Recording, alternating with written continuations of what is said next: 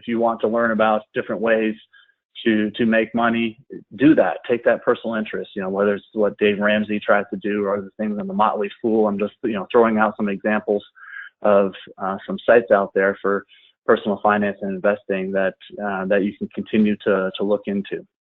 And, as Eddie mentioned, if I'm striking a chord and we have anything that you want to talk about, we will have some time afterwards here. I expect, just in the course of these 8 or 9 slides or so to kind of pick your brains a little bit and then have the opportunity to answer some of those questions at the end. So as Eddie mentioned, feel free to use the chat or ask those, and we can also pause if appropriate. You can break in. The next bullet, as I mentioned, taking ownership, it is in regards to mentorship. And I saw, one of our attendees and is on the line. I'll call her out as a good example. Sophia Gull has been an intern with Jacobs before. I had the opportunity to meet her earlier this year. And why I'm using her as an example is I was able to also meet 2 or 3 of her mentors as well. So she had mentors that were helping her at the post level with some of her scholarships. She had mentors from my firm at Jacobs, and those relationships were oftentimes partially identified by the mentor, but they oftentimes are identified by you all as the mentee, as I call it, to try to say, all right, where do I want to go in my career, going back to that tons of opportunities example, and who can help me go that direction. So identifying a mentor that can help you launch your career across multiple interests is something very valuable, something worth considering. And along those lines of the career path, what's that mentor going to do in terms of helping you identify or talk through that 5-year plan? Is that 5-year plan personal, professional, educational, spiritual, fun? I mean, it's always good to have that well-rounded dimensioned career plan that is not just your career. And the sub-bullet that I had there is there's no stupid questions at this point. And one of the assignments that I had when I was in the military was being a continuing education instructor for our new lieutenants as they came in, and talking to them about the rules of the government and all we had to do for our projects. And jokingly to them, that said, there's no stupid questions. There's just stupid people who ask questions. But in this case, it's a dialogue that you're trying to ask. And one of the things that you can do is just continue to write down the questions, just like we talked about here, potentially on the chat side. And it gives an opportunity to ask them when you can, find out that opportunity with your boss, or if your boss is really busy, you can kind of rapid fire with a few of those questions, or sometimes they answer themselves over the course of that time. And then the last bullet that I had on here was trying to get that personal reading list. You're going to be really busy as you start a new job, trying to prove yourself, but you want to make time for that personal reading list as well. One of the books that I was able to read over the summer here was from Isaac Litsky, and the book was called Eyes Wide Open. And he actually was, it came to me because he was a keynote speaker for our SAME National Small Business Conference here a couple of years ago, and talked about how he became blind from a degenerative eye disease over the years, but his blindness helped him have a vision. So that personal reading list to improve yourself from your career standpoint or your business standpoint is always a good thing to continue to keep in the back of your mind, or try to work towards. There's so many different books out there, so many different websites. You can say top 10 business books or top 10 books for personal development, and see that list as you continue to run through that. So I know many of you are probably already working through some of that, but it's something that will continue throughout your career. Unfortunately, you're gonna have to keep reading and keep running through this stuff. It's just the nature of what we do. And one of those books that I read actually when it talks about personal reading lists was What Color is Your Parachute? And that helped me in regards to this career path conversation, primarily, and as I made the transition from the military to the private sector. So if you go to the next slide there, Eddie, slide 4. Thanks. What that book did is it really described personality traits versus transferable skills, and it helps put, I guess, some definitions really around what I saw day to day and what I was trying to communicate as I made that transition about what I wanted to do and learn about what I wanted to do. And this exercise, as I went through that book, they're actually trying to talk about people developing their flower and different interests and different parts and pieces to find that dream job was something that still kind of resonates with me, because as I see other business books taking place, it comes down to really these two areas of what traits are you bringing to the table, and you can kind of see those.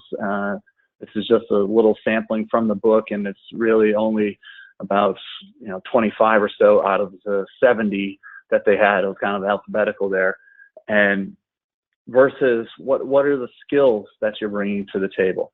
And you can always try to improve your traits, your personality traits, and you can become continue to be persevering or try to be more persevering. But in general, what you can really focus on right now at this stage in your careers is working on those transferable skills. What are the interpersonal skills that you're looking at? How are you working with teams, or how are you working with groups? And you'll find that as you're developing, those skills or documenting some of those skills, it turns almost into your resume or your calling card of saying, what value do I bring? What am I bringing to the table? How is what I'm doing here differently? And it can be technical, but it can be interpersonal. It can be working with groups. There's a lot of different ways that you can communicate what value you're bringing with those transferable skills. And of course, your personality traits, they will always continue to evolve and be a part of who you are and who your DNA is. But I wanted to kind of spend a moment there of one of the key things that I realized as I read that book, and how it can help you as you make this transition in your careers as you go from college into the corporate or military world as you move there. Next slide. Talk about a couple skills more that I found. As I mentioned, the skills were the big piece. What are the two big skills? And you've heard them throughout your career, but it's the same as I've seen them throughout mine. Is time management, just what you're doing right now as you're in school, balancing all the activities. You're still going to be doing the same thing as you move into the corporate world, whether that's from work activities, support activities, or even just activities within your overall business structure, just managing time between projects or managing time between activities. So most of you have seen the time management. I just wanted to reiterate that is something that is continuing on for you. And of course, the one that has hit even more is communication. I see this every day, every conversation, whether it's a client or internal, on the phone and meetings, how people present themselves when they speak on the phone, when they send emails, inappropriately send emails, when they run a meeting, when they go through a meeting, when they handle conflicts or don't. There's that big communication aspect happens more and more, and we're always trying to improve it. But you see, as the technologies continue to improve, sometimes it makes the old-fashioned communication a little bit worse. So that's always a fun topic as well. And the last bullet there is, once you find that mentor that I talked about, is setting you on that 5-year path, or where should we go? Just you can ask them what are some of the key skills and traits that you look for in these young professionals. You can ask your boss those questions. You can ask others that question. I'll answer the question right now, and it's just everyone has a different opinion. But I personally love people who are hard charging, that have that initiative to run down a path, but more importantly, they can stick with the task, to have that grit to overcome the obstacles to get through it.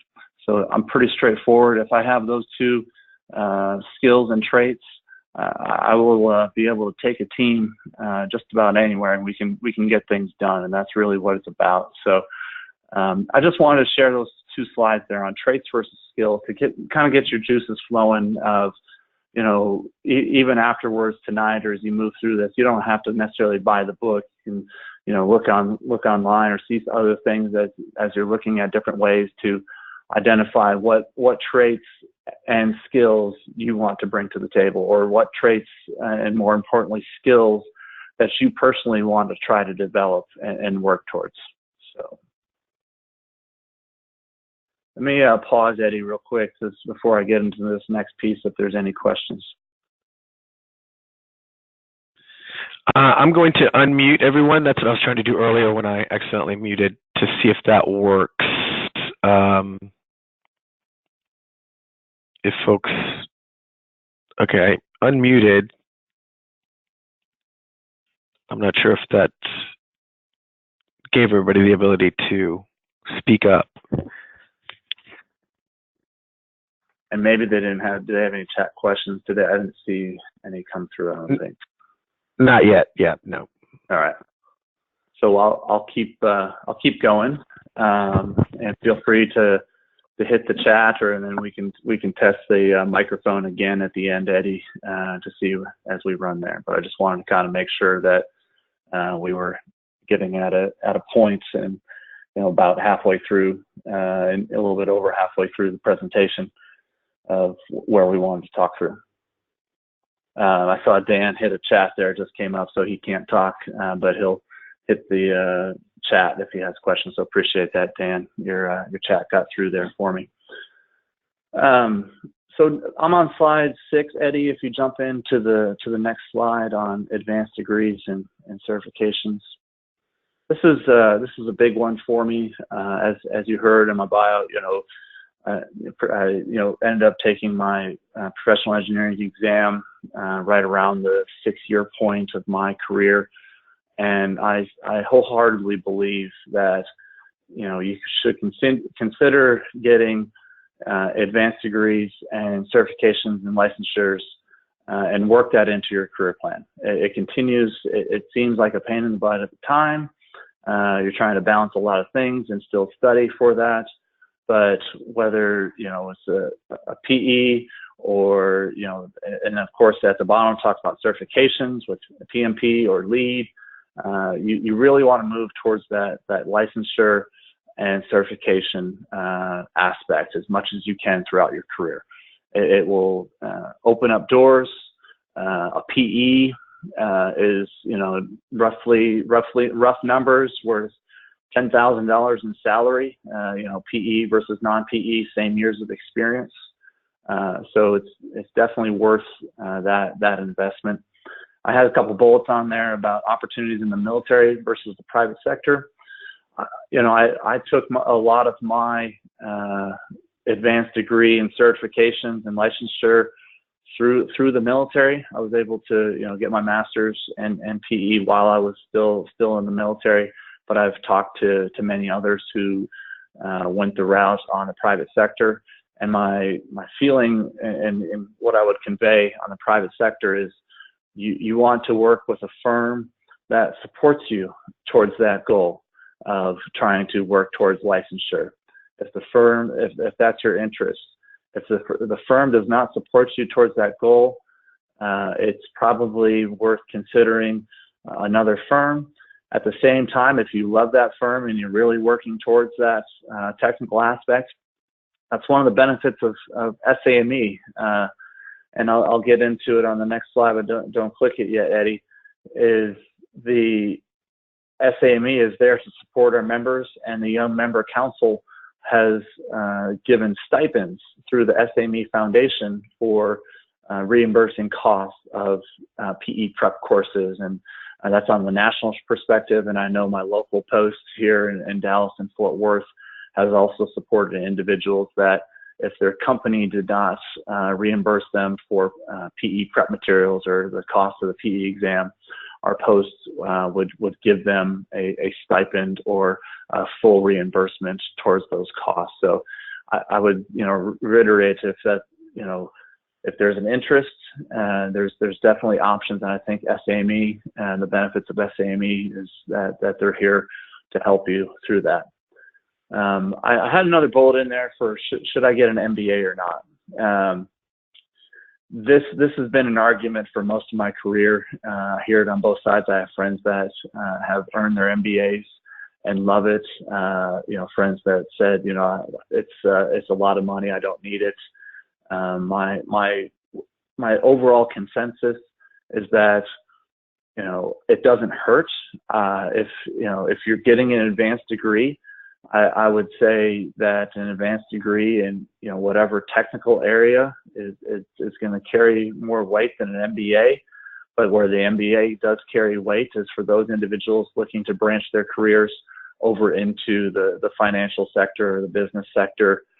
There's ways for our profession, architects, engineers, scientists, to work over in that other sector, use those skills in the energy sector, for example. Friends that went to UT Austin and studied an MBA and went over into the oil and gas market based on having a strong technical background undergrad, and then put the MBA on top of it and doing very well for those oil and gas firms. So that's an example of the balancing act that you have to work, and going back to that career path and what you're looking at. Something to put on the slate. I think I covered everything I wanted to on that slide. Next one, Eddie. Ben, we have a question. Sure. How can I find more info about reimbursement for license or certs through SAME? Yeah, it's great question. The Young Member Council Chair right now, Lisa Bailey, is my contact, Eddie, as I would say, and I don't know. I haven't been involved with their activities this year, but I know they did it last year, and it was the credentialing reimbursement program. So I think if it's looking at the website on the Young Members, and I don't know, I think it's SAME.org/young members or committees and councils. Eddie, I don't know if you can. So you can go. You're showing your screen right now. Let's take a quick dovetail, if you could, Eddie. Yep, that's what worth doing. Looking it up. Yeah, there we go. So this is how we do it on the line. There's Lisa, picture of Lisa, and the credentialing. So scroll down. Right down there is the Credentialing Achievement Awards Program. So that's where you can go through the application process. And yeah, it's in our Career Development Center, so I'm going to post this link in the chat function, in the chat box. Sure, that sounds great. And they had a couple different credentials. They have FE, PE, all the various things that are supported with our SAME mission: Design, Build, Institute of America, Certified Facility Manager, Certified Energy Manager. That's a great list right there as you look at it on the screen of the various certifications that can increase your worth and portfolio and things that you can consider throughout your careers. So great question, Dan, and thanks for putting that back in the chat, Eddie. All right, if we jump to the next slide, that's a perfect segue. Where I was talking about professional societies. Now, I'm personally biased for the Society of American Military Engineers. I joined when I was a young officer and saw the value and immediately wanted to get involved because it's the opportunity to network with that diverse group. I was an Air Force officer. I wanted to know about what was taking place for some other junior officers in the Army and Navy and Coast Guard and Marines there, and saying how is their career path different than mine, and then also on the civilian side. So it was an opportunity to access, and what I've liked about SAME, so I was going to get to here, is that SAME is really an integrator of the respective professional societies, kind of as you saw those certifications. There's Design Build Institute of America, there's Association of General Contractors that are all in the construction management world that I was dealing with. But then there's the American Society of Civil Engineers that I was dealing with as a civil engineer major. There's also Society of Mechanical Engineers, and everything that you've seen on your campus professional societies there, oftentimes student groups. I've found that SAME, through our mission and supporting the national defense there, brings them all together. And that's what I've really enjoyed about it. It's an opportunity to learn about the different aspects, to dive deeper technically in any of the areas that I just mentioned. If I want to learn about what I talked about in the beginning about ocean trash versus skyscrapers, SAME can do that based on resilience and based on working through a lot of different aspects. So it's a very cost-effective, as I get down to that, see that final bullet, way to have the continuous learning. And the other piece is that it's an opportunity to make a difference in someone's life. Right now, for you all on the call, you can be mentors to yourselves, to students that are at a science fair taking place at a local school, or you can be tutors of some of those students, or you can just be examples to them through some of your church or social activities. But I think the ability to bring it in under the SAME umbrella and have this common mission that we have for these professional societies is outstanding. There's the SAME construction camps. Some of you might have heard about those or been through those. Those are mainly for the 9 through 12, 9th and 10th, 11th graders. There's talk right now about letting college students, sophomores, juniors, seniors, be mentors for that as well. So the experiences that you bring and can relate so closely right now to the high school students and middle school students are so much better than what I can do as a professional here. So the opportunity you can have through SAME to make a difference in someone else's life is just so rewarding.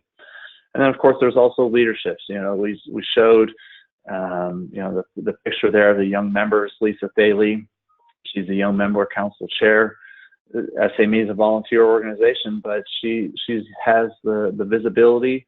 She has the access to be a leader of those young members and bring people together either locally at their posts or nationally, as I mentioned, on that young member council. And then finally, there's the awards and recognition. It's always nice to be able to have some of that resume fodder as we're talking through the various parts and pieces, to be a young engineer of the year, or work through some of the other important aspects and get that recognition for your involvement that you're putting forth for these extracurricular activities, as you all seen throughout your various resumes. Bottom line, the return on investments is infinite as a student, as a free student membership, and then once you graduate, the price is $40 a year. And I think I looked at the latest dues. I think you can do 2 years for $70. And going back to what I talked about, if you can't pony up that amount too, there's also companies that are willing to support you being involved with SAME and paying and reimbursing those dues, depending on the firm that you join. So I can't say enough about the importance of professional societies. I'm biased to SAME, of course, but ASCE, ASME, Green Building Council, there's such a networking and opportunity that you have through these. So next slide, speaking of networking. So at this point, your high school GPA doesn't mean anything. Your college GPA still does, so you have to definitely throw that in, and through your first couple jobs. But as your career moves forward, that matters much less, probably even at the, I would say, 5-year point. The opportunities that you're going to have at that point are purely from those transferable skills we talked about, and the network of people that you've worked with throughout your careers or throughout those professional societies to try to move forward and see what that next opportunity is. Most of you have heard people talk about networking. There's a lot of different ways that it can get a good name, it can get a bad name, but the bottom line is it's communication, it's relationships, it's trying to stay in touch with people that you think can help you in your career path. Whether it's near term, long term. LinkedIn has come around for the last decade and has become the de facto professional networking tool. Continues to get more and more people on it. There's definitely spam out there. It's becoming more and more like Facebook and gamification of LinkedIn and collecting connections. But deep at its roots, LinkedIn is still an online Rolodex. It's still a way for you to see what people are doing, where they're going, and is used quite a bit in the industry.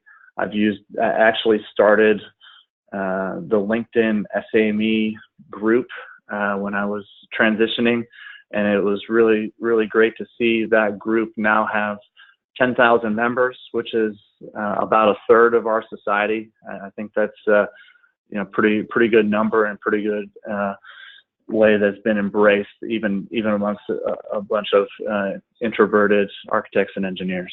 So, and then the second piece about the networking, and this is the last little push, and then we'll have an opportunity to questions, is this virtual student chapter. So if you click to the next slide, Eddie, on the virtual student chapter.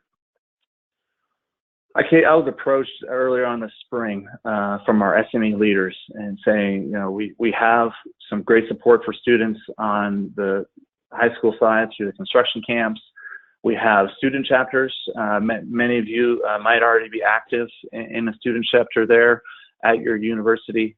But what happens to the students who don't have a university with an active student chapter? How do we keep in touch with them, or how do we make them feel like they have a home in SAME, or can continue the networking and relationships that they've built? And that's where this virtual student chapter spawned. And the intent is to set up a forum with Slack, and some of you might have used Slack for some of your classes or been exposed to it, but it's a kind of Silicon Valley startup in the last 3 or 4 years, and is continuing to get more popularity about moving away from emails. And it's an online forum, and we can, I don't think we'll have time to demo it right now, but I'm hopeful that you all will consider checking it out here at that invitation link as students. And what we end up doing is, you see the topics on the right, whether it's summer internships, the mentorship conversation, networking, questions about resumes, any scholarships, any topic that you guys might have that you're interested in as students. It's an opportunity to ask each other, and we already have a group of about 25 mentors on the site that can also engage and answer some of the questions that you might have. So that's what it's about.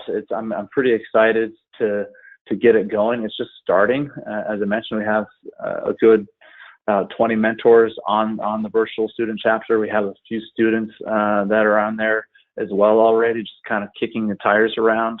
But my hope is that it will serve as kind of a home, as I mentioned, for that virtual dialogue of questions that people might have at any point of their careers that they might not be able to answer through a physical student chapter or another association that you might have there. So I thank you for your time.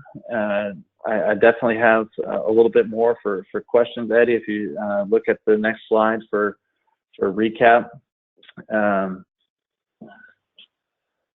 We talked about, having those dreaming big. It's not like not that commencement speech, but this is the opportunity as you make that transition to have that next chapter of your career. You take ownership of that through your career path. Look a little bit into your skills versus traits. It'd be good to spend some time on what you feel are those transferable skills that you bring, the strengths that you bring. Some people say that as you're developing your skills, you should focus on your weak skills. I've also read a book called StrengthsFinder 2.0, that said, hey, why don't you focus on your strengths and bringing those strengths to the table and continuing to improve upon those. It's something to think about. It's a good little dialogue. It's a good read. I stress the importance of advanced degrees and certifications, obviously plugging SAME, and then finish with this little networking discussion here. So hopefully this was enough to whet your appetite. I definitely want to be able to answer any questions right now, or you can also send me a note or give me a call on that title slide. Eddie, are these questions, would you get these slides to the attendees, or are we just going to put them on the virtual student chapter site? For now, I'll put them on the virtual student chapter site until we have a better way of connecting to folks. Anybody who's on the call can either email myself in response to the invitation or Ben, and we can get you the slides directly as well. So with that, Eddie, I'll open it up to any other chat questions or microphone questions there. Yeah, if you typed in the audio pin, you should be able to, I've unmuted everybody, so you should be able to just call out directly or submit something through the chat.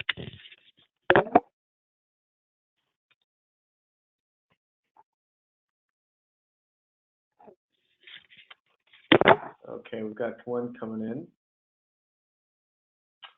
About the leadership conference for young members. Is there still one being offered? So one of the things that they've moved towards, I think that was Dan with a question. There's a new program called the Leadership Development Program. They're taking applications right now for the first class. It's very competitive, as in one young member per region. So 17 regions, the class of 17.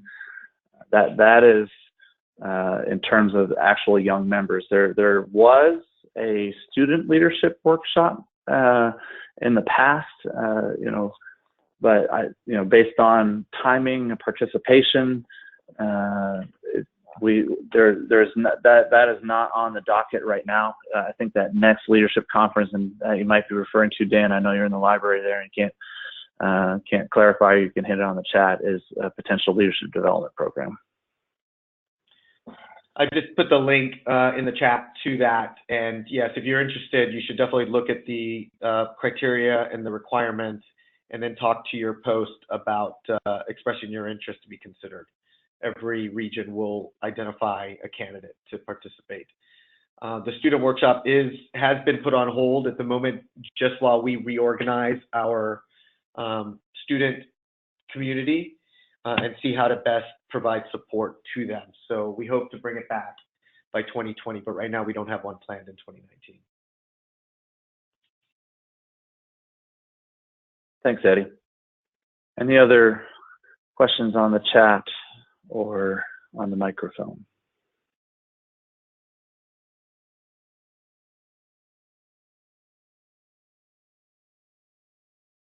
The other thing I'd like to hear about, I guess, is, and either now or as follow-up to this, is any topics that are of interest to you that you think your peers would also be interested in. We want this to be responsive to the kinds of questions that you're asking about your college experience and what might come next. So definitely forward those ideas to us so we can queue up some future webinars to address them. Since you guys participated in this one, you have a better sense of the resources, how SAME can be a resource. So we want you to, benefit from being on the front edge of this new program.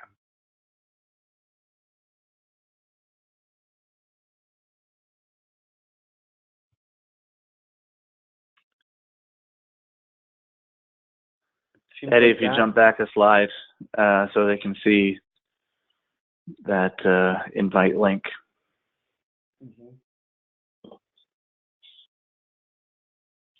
And then if you're writing that down, you can write down my emails on the first slide, ben.matthews, MATTHAWS @jacobs.com.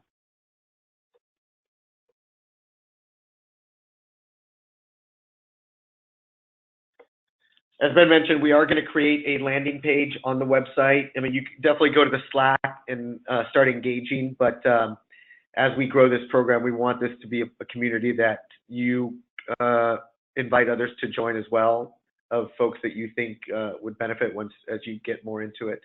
So, we definitely are looking to y'all to be ambassadors of the program and inviting others to join.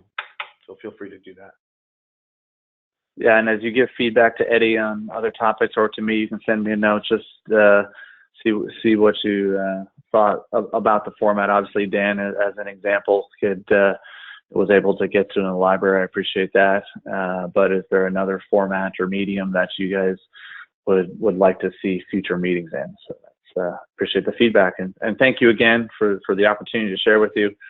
I am very excited about SAME and what this virtual student chapter can do, and here to help. So thanks again. That's it for me, Eddie. Great. Thanks, everyone. Else? Let me see. Christina just sent something in. I would like to see a presentation about finding internships while still in school. All right. We will pass that on to the program team. Sounds great. We'll definitely try to put them together for that. Thank you for the feedback. Yeah, thanks, Christina. Yeah, everyone else, thanks again for joining us on our first. This was our dive into programming for Virtual Student Chapter. So I really appreciate your participation, and I want to extend my thanks to Ben as well for being the big motivator for pulling all of this together and making it the Virtual Student Chapter happen. So be on the lookout for future webinars, everyone. All right, thank you. Thanks. Take care.